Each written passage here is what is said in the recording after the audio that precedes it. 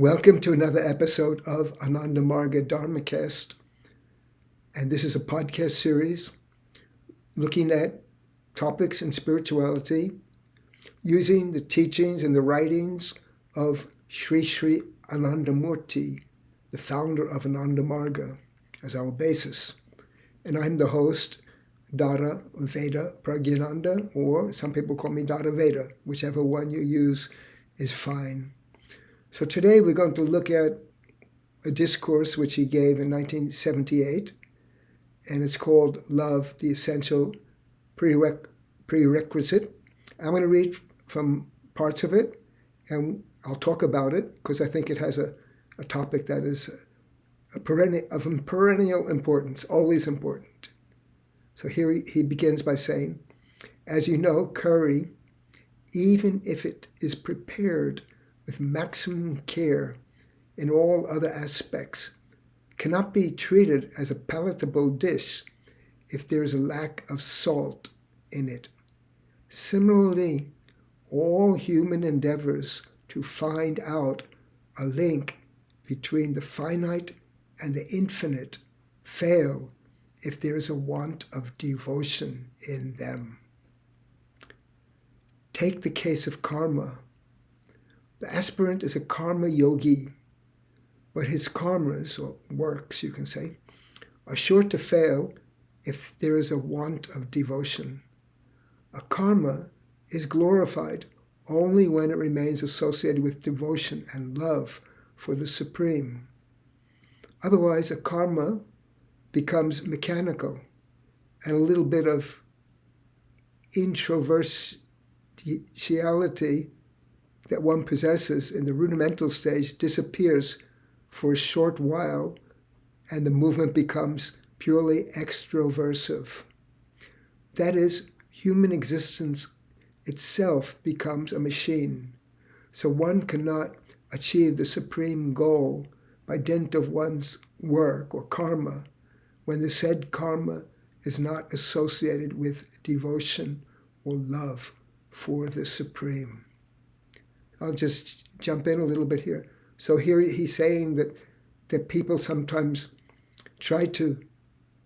they start out in a spiritual quest, but if they lose sight of that love and they just end up doing the work, it becomes mechanical and it becomes extroversive. It means becomes an exterior thing. It's not a spiritual activity. It becomes a material activity if there's lack of the love for the Supreme. Now he goes on, he talks about people engaged in karma yoga, trying to help others. Now let us see what happens if one is engaged in tapasya. So tapasya means freely undergoing hardships in order to reach the goal within a short while. Now, what does happen while doing this tapasya if there's no love for the great? Such a tapasya is nothing but a misuse of time. Tapasya is another word you can say is penance. Tapasya without love is a misuse of time and will have an adverse effect on the physical body and also on the psychic body. And the result is definitely bad. And here I'll also say something. Tapasya means we undergo hardship. So in the past, people used to sit under a cold waterfall or something like that, and that kind of hardship. But here he's talking about a tapasya or a penance where you're thinking about God. You're thinking that spirit. You're thinking, let's say, you're serving some person, and that person is suffering, and that suffering person you believe is a manifestation of God, and you are treating that person with that kind of love and respect. So that is a proper use. Otherwise, he says it becomes a waste of time. Then he goes on, and he talks about what is yoga? Yogash chitta vritti nirodha, which means yoga is a suspension of all the psychic propensities. Now, if during the suspension this period of suspension, there's love for God, then all the suspended propensities rest on the Supreme Entity. Suppose one is a great yogi, but if there's no love for his goal, then those suspended propensities are finally converted into crude matter. That is, the subtle human existence becomes like iron, like wood. It becomes like sand. What a deterioration. What a downfall. So I'll jump in again. So here in the Yoga Sutras, Patanjali said that he defined yoga. One of the definitions of yoga was the suspension of psychic propensities. So we have many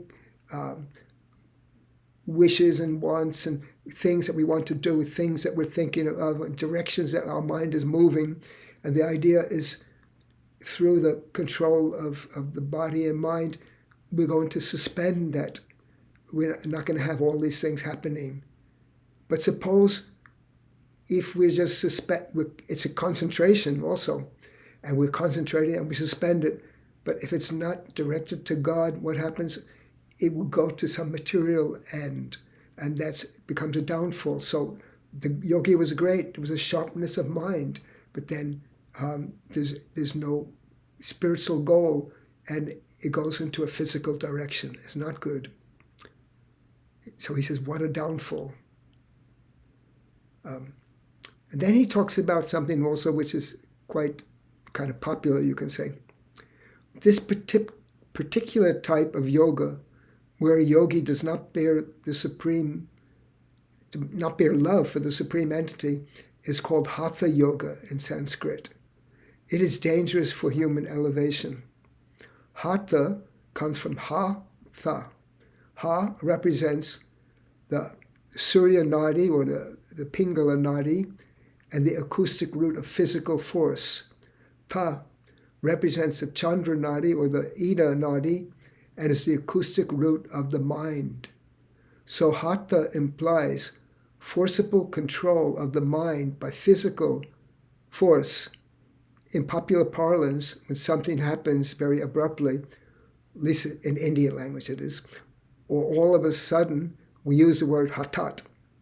So he concludes from this, obviously a practitioner of Hatha Yoga cannot attain liberation. So Hatha Yoga is when, through physical means, we're trying to control the mind. And today, the kind of yoga that people practice, just based on yoga asanas, but there's no direction, no love for God, that will not bring one to liberation. Although, of course, there are benefits of practicing the postures. Everyone knows that. So he continues and he talks about the path of knowledge. So through knowledge, people try to realize God. That's called Jnana Yoga, and a person who does that that intellectual is known as a Jnani. But here, regarding knowledge, there are two branches of knowledge. One is knowledge of the relativities of the physical world. And then there's a higher knowledge, apara vidya it's called, and this is spiritual knowledge. And he says something very important at the end of this thing. So apara, or paravidya and apara, so this crude knowledge is concerned with materialism. It has done much harm to the human society during the last 1 century. He's talking about the 20th century. It has misguided the entire human society. It has converted human beings into animals. Indeed, animals also have been exploited by the propounders of these crude philosophies. So when one neglects the spiritual knowledge of God, and also love, when one neglects that and concentrates only on the physical side of things, then it's a disaster, not only a disaster in personal life, but for the society. And we're feeling this disaster, even though he wrote it in the 20th century, we're in the 21st century, we're still feeling this. And until humankind gets it correct, then we will be suffering. As he also mentions, even the animal kingdom suffers because of that. Then he finishes by talking about bhakti, which is the yoga of love. But even in this yoga of love, there are different categories of it, different categories of devotion, and some are very materialistic, worse than materialistic. Like there's one category where people, they pray to God, they say, oh God, see, they acknowledge God, but they say, oh God, destroy my enemies. So that's very bad kind of idea. Then there are other people who they pray to God, but they're praying for something. They say something like this, basically, I'm paraphrasing it. They're saying, God, you're perfect, but you forgot one thing, my new car, please send it to me. So this is, it's not wishing any harm, but it's also not great. But the highest kind is called sattvic bhakti, where there's love for God there, and not only, even in a higher stage where one wants to give pleasure, make the God happy, not even attaining his own happiness. So this is the idea here. So the main thing is that yoga, meditation, and all of these things, they're not mechanical pursuits. And you may know the details, you may know how to do everything properly, all the instructions, but if there is a lack of that inner love, that's the zest. Like he talked in the very beginning, he talks about you're preparing an elaborate dish, but there's a little, but it needs salt to actually bring out the taste in it. And if you miss that, then all of those ingredients that you put in, they don't achieve the result. So we want to achieve the result in our spiritual practice. So whatever spiritual practice that you're engaged in, whether you're doing meditation, you're doing social service, you're studying, you're engaging in so many different ways.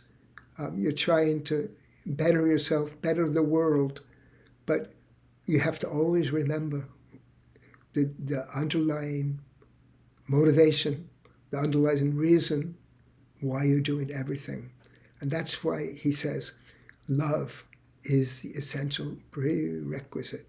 So we have love for God, we have love for humanity, love for all the created beings, then we're on the right path. And then it's just a matter of time. You will pick up all the skills or everything necessary to do it. That stuff will come. But if you lack the basic, then no matter how many years you spend, no matter how much time you spend, it won't achieve the goal. If your goal is liberation, of course, you may have a materialistic goal. But if your goal is to find out the link between the finite and the infinite, that's what definition of mysticism is.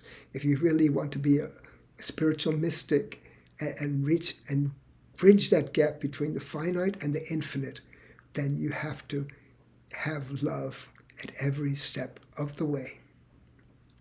So that's all I want to say about this discourse. And you can find it in Ananda Vacanamrtam Part 2, if you can get that, or as I found it here in the electronic edition of the works of Shri P.R. Sarkar. That's the civil name of Anandamurti. I'll put a link for that in my description, so if anyone wants to get that great tool, you can have it, so you can have all these texts which I speak about. And if you have any topics that you want me to address in the future, just give me a message, and I'll be happy to reply either by personal message or maybe in the form of a future episode of Ananda Marga Dharmacast. So If you're watching on YouTube, give it a like if you like it, and subscribe. If you do those two things, it helps to spread the message. More people will get a chance to see this episode. And you can also listen to Ananda Marga Dharmacast in its audio format at all the podcast platforms or from our dedicated website, dharmacast.com. So that's all for today, and thank you for watching if you're on YouTube, and thank you for listening if you're on the audio platforms, and I bid you namaskar.